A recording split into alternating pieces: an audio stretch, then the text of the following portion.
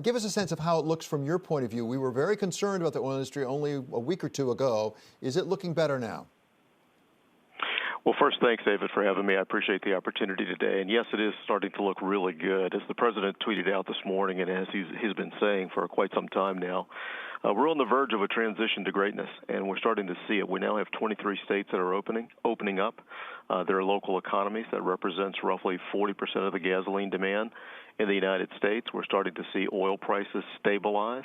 I think it's very important to note that, this increase is good for consumers in the sense that jobs are protected all across the economy. And we've seen no dramatic impact on gasoline prices across the country, which I think is very important as well. So, Mr. Secretary, take us behind the scenes a little bit if you can. We know that President Trump has a very good relationship with the Crown Prince of Saudi Arabia, Mohammed bin Salman. Was that cut at all something that the president helped encourage or even arrange? The president has been personally engaged in this conversation for the last few weeks. As we talked about in the past, OPEC began its conversations around the March timeframe, early March timeframe. And Saudi Arabia and Russia got themselves into a bit of a dispute over their production numbers. And when the Saudis decided to take some actions right at the beginning of this pandemic, that led to both increased production and a reduction in the pricing of oil across the world. It impacted the U.S. producers very dramatically, and the president saw that early. He engaged with the heads of state in both countries, both Russia. He's talked to President Putin several times, and he's also engaged personally with the King of Saudi Arabia. The point of those conversations is to bring stability to the marketplace and stability to the producing community, and that's really our goal here. Is there any risk that actually the U.S. production may come back too far too fast? I mean, I just read there's Energy Transfer LP came out and said that at least in the Permian Basin, that actually shale's coming back quite fast. It went down about 8%, and now a full quarter of that is back online. Are you at all concerned that that might undermine some of the efforts here to stabilize the oil price? No, I don't think so, David. I think what we're going to see here very shortly, if you're familiar with our Energy Information Administration, what we refer to as EIA, they just put out a report about an hour or so ago that talks about the economic boom that I think we're just on the verge of seeing. So the third and fourth quarters in 20 and certainly into 21 are going to be very, very robust. So the production will come back online as this economy begins to take off. And if you look at those numbers, I think you'll see that what the president has referred to as a V-shaped recovery looks very clear in the charts right now. So you'll see the production tend to match that V-shaped curve. So, Mr. Secretary, it wasn't that long ago we were talking about what kinds of accommodations you needed to make. The president designated you, along with Secretary Mnuchin, to really help out the U.S. oil industry. And you were talking about certain things like lending facilities. We also have the Fed now doing that as well, changing their rules. Do we need that support anymore, or is that taken care of pretty much?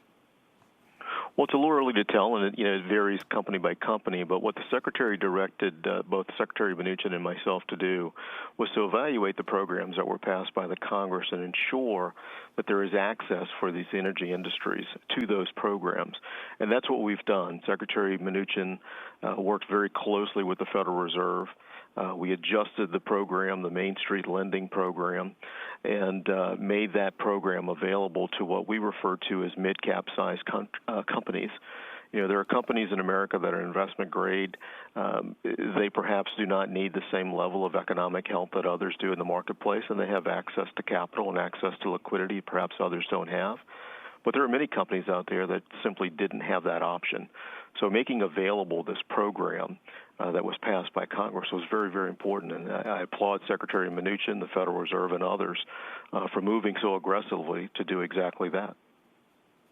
So, Mr. Secretary, when you implement a program like that, how do you deal with what a lot of people call moral hazard? As you said, the investor-grade companies don't really need it so much. Others do because they're not in nearly as good shape. But sometimes that's because they've, let's be frank, borrowed too much. This tends to be a bit of a boom and bust business, as I understand it, in the oil patch. How do you make sure that we're not encouraging almost reckless behavior when it comes to financing? That's absolutely correct, David. I mean, there's no question that moral hazard exists. It exists in every form of the banking industry. So, when we apply these types of, or we create these types of programs, we apply very strict lending standards to them. And what Secretary Mnuchin and I did was to identify those companies that really were impacted by COVID. I mean, but for the COVID pandemic, they would be strong ongoing concerns. And we looked at those companies for potentially making loans available to them. We did, we're very, very clear and very strict about this. There are some companies that were on the verge of insolvency, and they were highly leveraged and were perhaps not going to make it under any circumstance. Those companies are going to be excluded from these types of programs, and I think rightfully so. So let's talk about another restriction that, as I understand, you've put into place, and that is on imports of power grid equipment from adversaries. It's taken, and I'm not saying this, I'm not putting words in your mouth, but it's taken by many to really refer to China. It raises the larger question about supply chains around the world that a lot of people are asking right now. What was the threat that you saw, the risk that you saw that required that restriction? Sure. So what happened, David, the president issued an executive order about a week or so ago now. What we've identified are certain threats within our bulk, what we refer to as the bulk power electric grid. It's the pieces or the components that make up the electric grid that provide the enormous amounts of electricity that keep the lights on in our major cities. And what we have seen is that the supply chains have moved from the United States to other parts of the world, and in certain cases to parts of the world that candidly don't have our interest at heart, and they're adversarial countries. And what we began to see is the imposition of certain types of technology into some of these components that make up the grid that would allow data transfer. It would allow manipulation of the grid in certain cases, and that's very, very concerning for us because if you think about where we are today in this pandemic. If someone who was, not aligned with our goals in the United States, who, again, didn't have our interest at heart, decided to turn the lights off in New York City, then those hospitals go dark. And that's a very, very concerning situation for us. So the president rightfully recognized this. We have begun the process of evaluating the grid. We'll be working with the industry players, both at the governmental level as well as the private industry level. To identify these pieces of equipment, and we will inform them as to what we find. Are we confident that there are U.S. or other, I guess I would say, friendly sources that can replace that equipment? Or is some of this equipment we need to get from countries that, as you put it, don't necessarily have our interests at heart? Mm-hmm. Yeah, we do have the capabilities of doing that. As we saw with the pandemic, so much of our supply chain has moved overseas, and we've lost the capability to make certain things. But in this case, I think it's very clear to us that we can manufacture many of these components here in the United States, and it's probably best that we do so. Okay. One last question I have to ask. We see a lot of people, including at the White House now, who are having to limit their activities because of COVID-19. How has it affected the Department of Energy? Do you have a lot of cases there? Are you having to quarantine people? People work from home? How does it affect the workings of your department?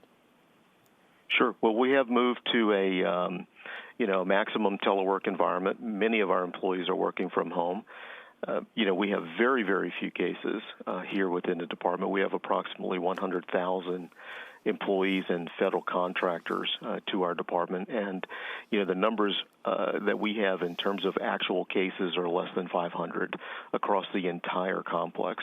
So we've been blessed in that regard.